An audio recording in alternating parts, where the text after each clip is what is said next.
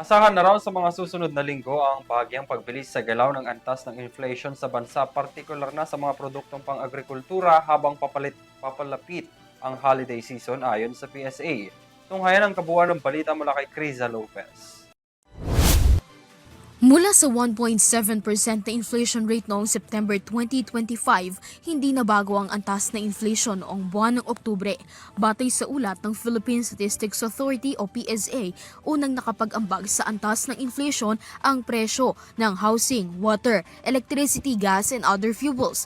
Partikular na rito ang bayad sa renta, kuryente at supply ng tubig. Sunod ang presyo ng restaurant and accommodation services at ikatlo ang presyo ng food and non-alcoholic beverages, partikular ang presyo ng kamatis, bangus at karneng baboy.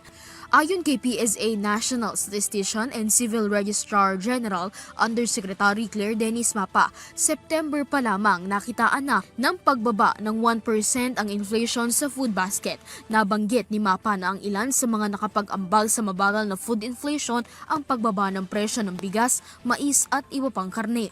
But of course, may mga challenges pa rin tayo like yung mga isda, mataas yung presyo niya pa rin. Fish and other seafood. Batay sa sinusundan na galaw ng PSA sa pagpasok ng holiday season sa Pilipinas, posibleng may bahagyang pagbili sa galaw ng antas na inflation, lalo na sa presyo ng langis sa transportasyon, isda, karne at gulay na lubos na apektuhan dulot ng mga bagyo.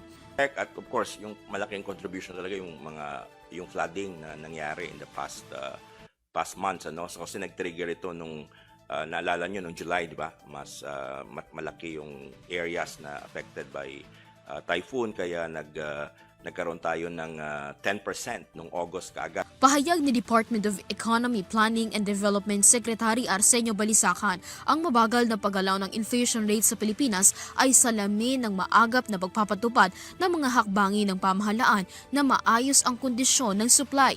Dagdag niya na patuloy ang pagbabantay ng gobyerno laban sa mga banta na maaaring makaapekto sa supply at presyo ng commodity. Para sa Zero TV News, Criza Lopez, sumasaludo sa bawat Pilipino.